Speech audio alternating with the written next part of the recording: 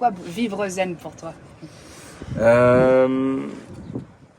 C'est trouver un très bon équilibre entre satisfaire tes ambitions et avoir ce sentiment que tu vas quelque part dans la vie et te donner un objectif, et en même temps avoir un équilibre de vie où tous les jours tu profites de ce qui t'arrive.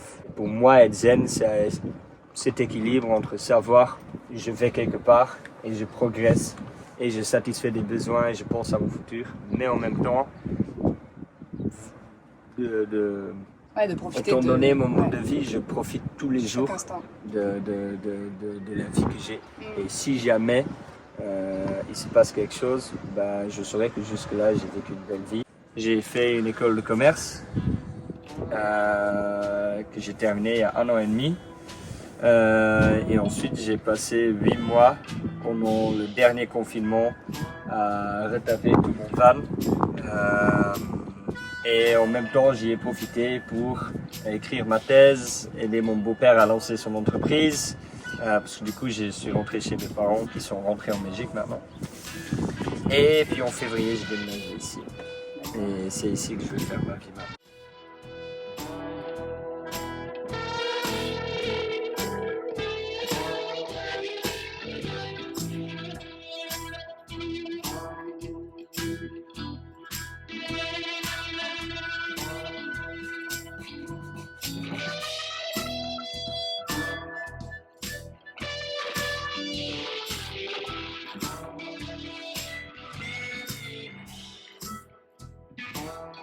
Partout où je vais, que ce soit à 100 mètres, à 1 km, à 100 km, à 150 km, à 1000 km, bah, j'ai ma cuisine et mon lit avec moi.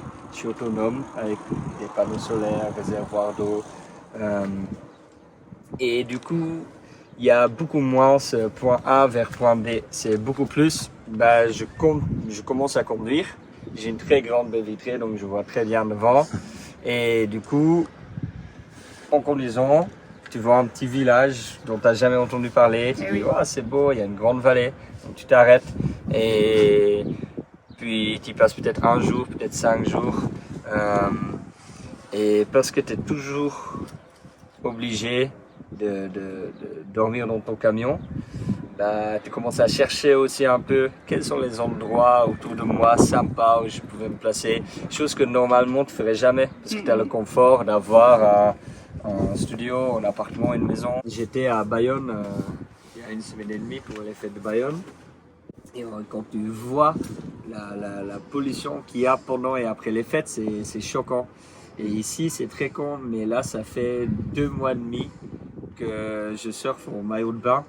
Ah ouais. Alors que d'habitude, je peux me permettre 2-3 semaines dans l'Atlantique par an, en plein été, où je peux être en maillot de bain quand il fait beau. Là, on s'est tapé, je pense, 5 ou 6 canicules à presque 40 degrés déjà sur 3 mois. Et tu sens qu'il y a quand même un problème. Et que les gens ils commencent à se réveiller aussi. Et si tu nous montrais un peu ton camion? Ah ben voilà, vous parlez du camion, de l'aménagement. Ouais, C'est un peu plus grand que la voiture. Donc le van, en grand, toi tu es assis sur le frigo qui est juste dans le box là. Ouais, faut faire attention à la tête. Donc là il y a le frigo, ici j'ai le four, 2 plaques de gaz, j'ai tout mon matos cuisine qui est là-dedans. Puis là j'ai le réservoir d'eau grise en dessous de l'évier, etc. Ici dans les banquettes, j'ai un réservoir d'eau de 80 litres qui est là, avec une pompe électrique, donc comme ça j'ai de l'eau courante. Et puis ici j'ai toilette et douche extérieure chaude, donc voilà tout ce qui vaut au niveau sanitaire. Là en dessous de la banquette là, j'ai 3 planches de surf cachées et 2 snowboards et tout mon matos de sport, escalade, etc., etc. Puis ici dans les placards là, il y a tout ce qui est électrique, la batterie, toutes les machines qu'il faut pour faire tourner le tout. En électrique, on va avoir les LED, le ventilo, le frigo, plein d'autres petites conneries. J'ai des prises 240 volts que j'ai installées aussi. La table que vous voyez là, elle peut descendre pour faire table et ensuite on peut la décrocher pour compléter le lit. J'ai choisi la taille des meubles pour que les banquettes soient juste assez grandes pour dormir sur un côté quand j'ai pas envie de faire tout le lit. Donc ils font 1m60 sur 80.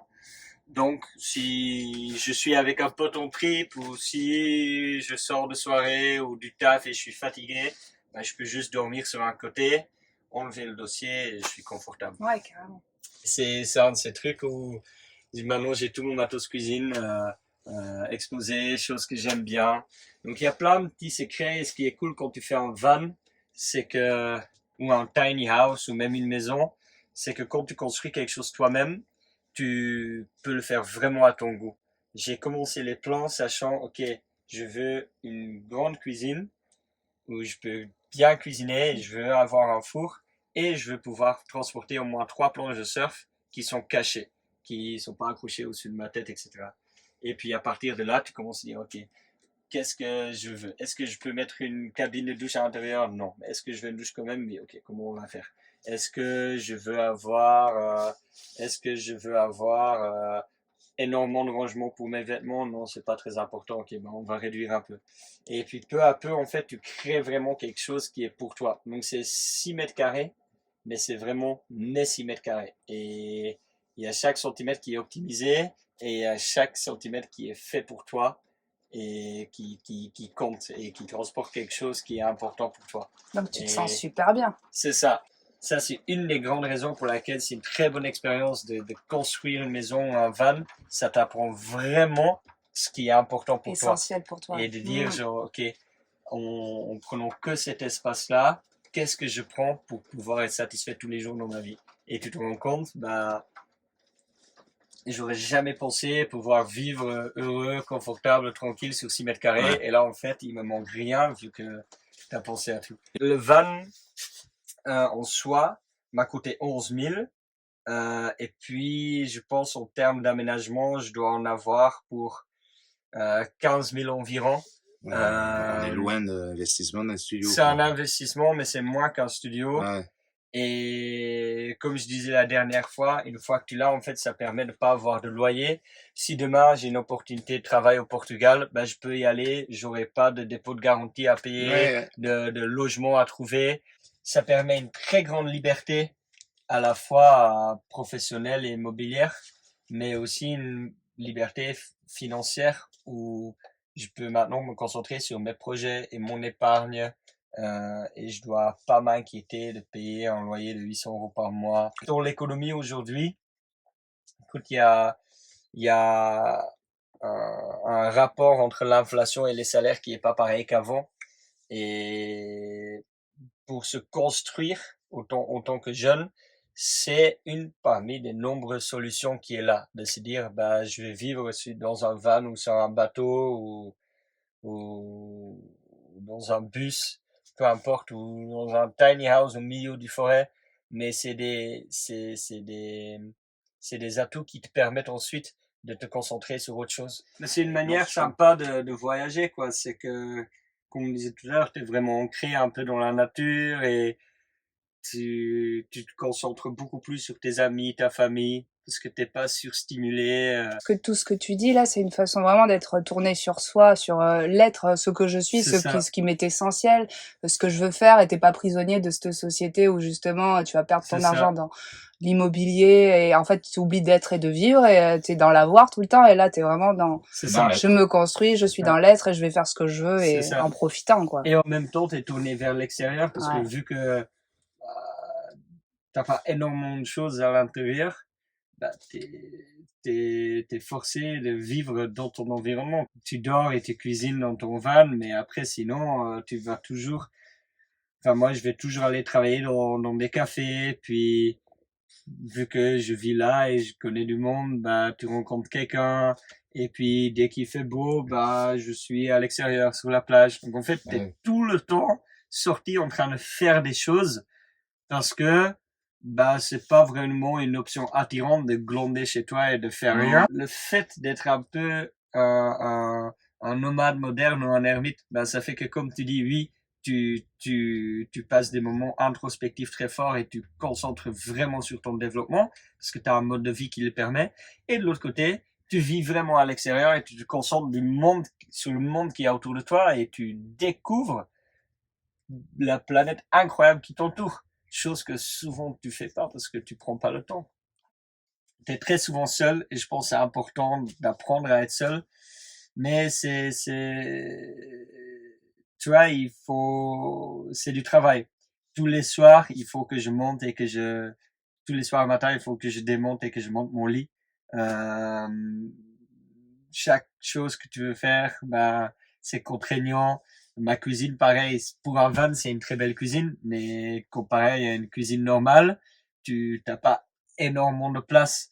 Et pareil, tu es toujours limité en place, donc parfois tu veux des choses, tu veux faire des choses, mais en vrai... C'est les compromis. Tu peux pas, quoi, c'est des compromis. C'est comme si on disait tout à l'heure, entre les commerces, l'équilibre, la nature, regardez ça. À un moment donné, c'est une histoire de compromis. C'est ça. Et qu'est-ce que je choisis de vivre? C'est ça. Tu peux faire la vie nomade pendant quelques années et revenir à autre chose. C'est ça. Peut-être que si tu veux construire une vie de couple avec des enfants, et il y en a qui l'ont fait, mais même là, ça devient avec des facteurs contraignants en certaines mesures, mais c'est faisable. Mais c'est un choix. Ouais. Et je pense aussi de varier, ça permet de continuer à apprécier les choses. J'ai toujours parlé du bonheur comme étant quelque chose de normatique. Ouais.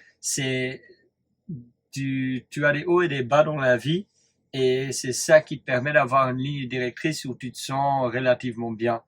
Si ça serait que des hauts, si directement tu te prends la maison à la plage, tac, tac, tac, ça devient le norme. Si tu as des millions à dépenser, ça devient la norme. Si tu sors manger tous les soirs, ça devient la norme. Et en fait, tu es tellement sur des pics qu'au moment, ça devient difficile d'être heureux parce que ton cerveau, il s'y habitue. Ouais. Et en fait, tu connais que des hauts. Et ensuite, ça devient de plus en plus difficile d'être stimulé, d'être heureux, de ressentir quelque chose parce que tous les jours, c'est comme ça. Et je pense le fait d'avoir des moments difficiles, mais de deux aussi, d'avoir des modes de vie qui varient au long de ton existence, d'essayer différentes choses, ça te permet de continuer d'être stimulé, de continuer d'être heureux et de trouver des nouvelles formes de bonheur. Tu vas vivre à la mer, et tu connais tout, et ensuite tu vas vivre dans la montagne, et tu redécouvres tout. Et comme tu dis, tu vis la vie nomade pendant à un moment donné, tu vis tout le bonheur qu'il y a à vivre dedans, et au bout d'un moment, certainement, tu vas arriver à un point où tu verras plus que les problèmes, et là, tu sauras, ok, c'est temps de changer, maintenant, on va faire autre chose. C'est une très bonne option, c'est un très bon style de vie, mais c'est un choix qu'il faut bien considérer. Parce que c'est pas pour tout le monde, il faut vraiment savoir vivre à l'extérieur, savoir sacrifier énormément de confort. Quand tu vis dans le van, quand tu fais du sport comme du surf, tu apprends à être posé et à prendre plaisir à être juste dans tes pensées et de rien faire.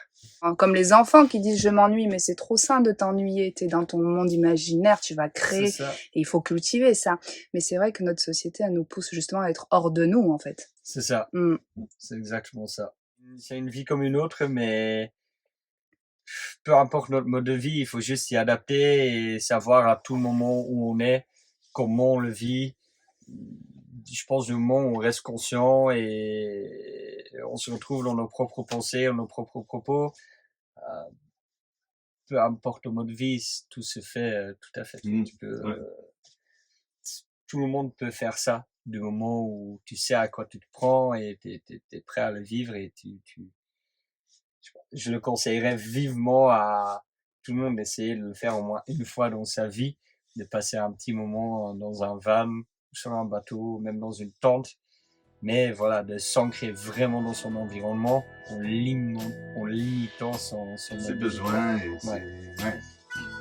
C'est faux, besoin. Merci, c'est super, magnifique. J'ai pas envie de rentrer à 45 ans et d'avoir rien du tout qui m'attend. T'as quel âge? 27 ans. J'avais raison. On a fait des paris l'autre jour. Quel âge il a? T'as été jusqu'à 22 ans quand même. Oui. C'est très généreux.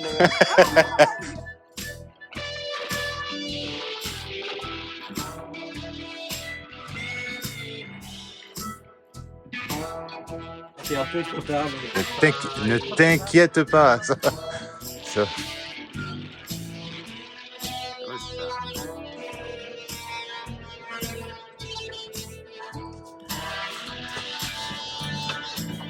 C'est cool.